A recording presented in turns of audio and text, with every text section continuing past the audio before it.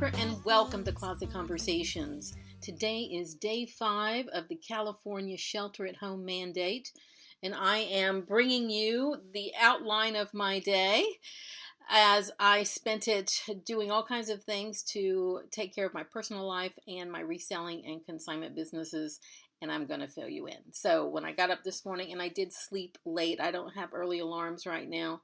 I'm getting plenty of rest, which people recommend. But I got up and then made my tea, had my breakfast, and then I called another company that I have banking and different products with. And I talked to them, and of course I'm one of many, many, many calls just flooding in. And where I had a credit card, they had to put in some sort of request that'll help you when it comes to making the payments and where things are involved with interest rates and things like that. So he says the first step is to submit it, and then they review your account and come back with the list of things that they can do for you. So I did that. We got rid of the automatic debit on the 3 insurance policies I have for car insurance, personal property insurance, and renter's insurance. That gentleman he got rid of the automatic debit, and he put in some sort of request as well, where I'm not exactly clear what they're doing, but it sounds like they can, say for example, a lot of auto insurances you can pay for a year or 6 months, or they'll break up into payments. But he says, let's say you have a 6-month policy, we added on to the end, he says, so maybe you have a 9-month policy or a 12-month policy, something like that. So I said, absolutely, just go for it. Just put it in.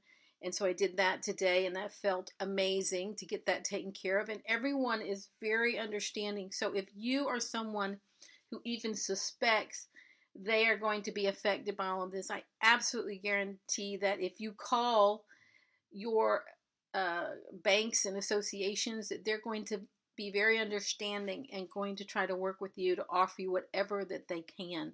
So I highly recommend you do that because it's working well for me and it's alleviating a lot of pressure.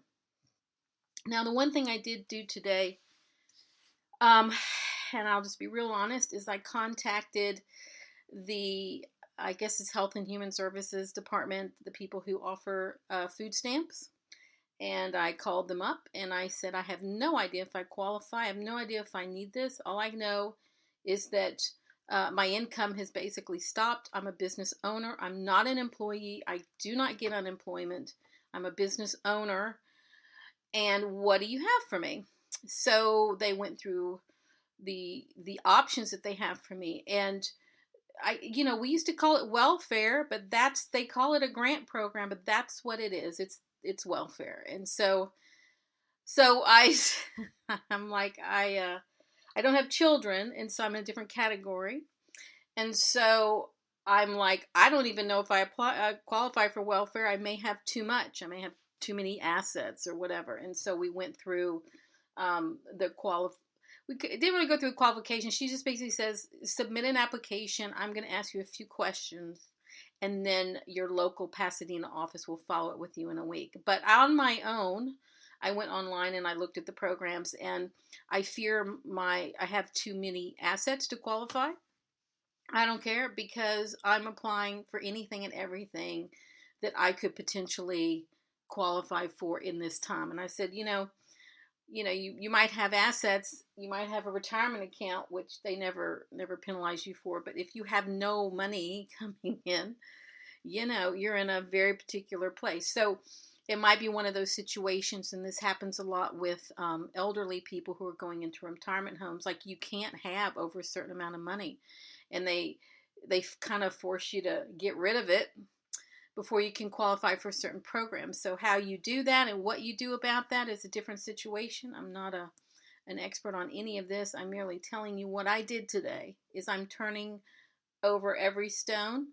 I'm looking for every possibility of grant, loan, reduced interest rates, deferred payments, you name it, because I have every intention of coming out of this on top, and I'm not going to let this defeat me. So that's where I am today. I applied for food stamps and welfare. Yeah, this was my day. We'll see if it comes to that. I don't know, because I have a family member who's willing to help, and but I don't want to. I don't want to take that help unless I have to. And to me, I won't know if I have to until I have gone through this whole process to see how I'm going to fare in this situation. Are my sales going to pick up? I mean, it just takes, like, all I have to do is sell like one or two vintage Moschino pieces and like rent's paid. Like, I have so many things that are expensive that, if someone came in and found something that they liked, I could easily sell a few things and be good for a month. But those pieces don't sell every day. They just don't. I mean, it's a very specific item. It's a very much a niche brand and a niche need. So, my day might be selling a $25 sweatshirt or a $15 sweater. So you do the math and you see where I am. But the point for me is to keep on it, to be on top of it and face every single day with action. So I did those things. What else I did was I'm working on 2 podcasts. One is set up to record on Thursday that will also include a social media giveaway of a product. I'm not going to say who it is or what the product is, but that I'm working on. So please look out for that. If you have not had an opportunity to follow me on Instagram, that's where all the action is. It's JennieGirl's Closet on Instagram, and I did a giveaway with B&G Trading that went really, really well. We had such a good time with that. So much activity, and right now people need something to get happy and excited about, and opportunity to win something free that could be very useful to a reseller, I think would be a great thing. So that I'm working on another scheduling interviews for another podcast. We're trying to lock down a day, and then we're going to record sometime this week, and hopefully it will be put out this week, if not on the weekend or early next week. So that was going on today.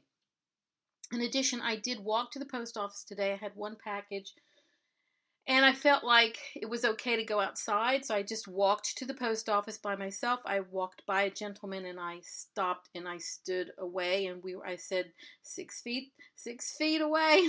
We laughed, and we nodded, and off he went, and I continued to the post office, and luckily for me, in terms of social distancing, there was only one person in there, but, bad news for the post office is that people aren't shipping as many packages, so we're all connected. So I did drop off my package, and today the gentleman in the post office not only had gloves, but today he had on a mask as well. So I did that, came back, stopped and talked to my good friends at Endangered LA. They have a storefront. They sell used sneakers, for the sneaker collectibles. So check them out. They've got an online store as well, but I talked to them, and we had a long talk outside, I don't know, probably 30 minutes about what was going on. And then the UPS driver came up, and that was my cue to leave. So I went back home. Today I also did a lot of listing and relisting on Poshmark. So I've been trying to fine tune my items, and it's kind of boring to kind of list all new stuff when I know that there's things that need tweaking in my closet for consistency because I have a new backdrop. So I did about half and half relisting, rephotographing and relisting, and about half new things today, which was a great thing to do. And then I have identified another pile of things to go through tomorrow to list online. Yeah, that's it. Talk to the social media company I work with about the upcoming interviews and social media program that's going to roll out. And so we are getting prepped up with that. I did listen to some Instagram lives of some of my girlfriends that are putting things out there. And so that was fun to connect that way with people. And I watched and listened to a number of YouTube videos of some resellers and things that are going on with them right now. And just answered a bunch of emails. And yeah, that was my day so far.